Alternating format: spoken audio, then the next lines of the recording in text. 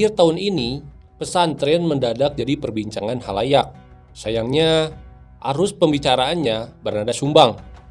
Pasal apa? Semua juga tahu itu. Tapi mohon, jangan terpengaruh hingga menilai buruk pada pesantren.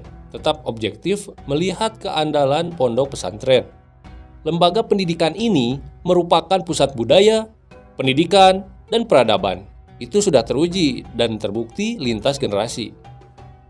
Coba sebutkan kurikulum di Indonesia yang usianya sudah 2 hingga 3 dekade. Ada. Pondok pesantren punya kurikulum mutakhir dan revolusioner tanpa konsep ujian nasional, SKS, dan skripsi, namun tetap menjaga keaslian ilmu secara turun-temurun dari generasi ke generasi. Pesantren punya sanad keilmuan yang jelas. Kurikulumnya teruji berabad-abad dan sudah menyelamatkan berbagai kondisi krusial dari setiap persimpangan sejarah manusia.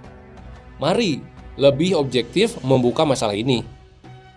Terkait pemberitaan kemarin yang membuat heboh soal kejahatan seks yang dilakukan oknum, hal semacam itu bisa terjadi di mana saja.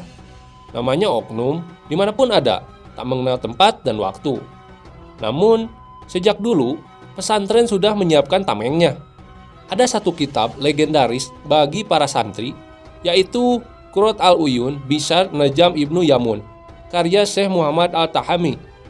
Jauh sebelum para pakar modern berbicara tentang pendidikan seks bagi anak, kurikulum pondok pesantren salaf sudah melangkah lebih awal.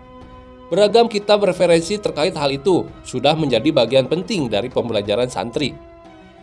Jika hari ini banyak berita tentang kekerasan seksual pada anak di lingkungan pendidikan, maka sejatinya pondok pesantren sudah mengantisipasinya dengan kurikulum yang khas, menempatkan pendidikan seks sebagai bagian penting bagi remaja yang akan menginjak usia balik. Pendidikan seks menjadi bagian tak terpisahkan dari perkembangan kehidupan santri. Bukan perkara tabu bicara seks. Bahkan, tak cuma itu, kitab-kitab kuning yang dipelajari pesantren akan menempatkan bab pembuka berjudul pernikahan.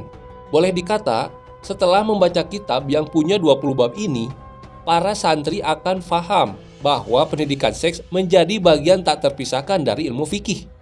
Kitab ini mengulas tentang pernikahan, memilih jodoh, rumah tangga harmonis, hingga pendidikan seks.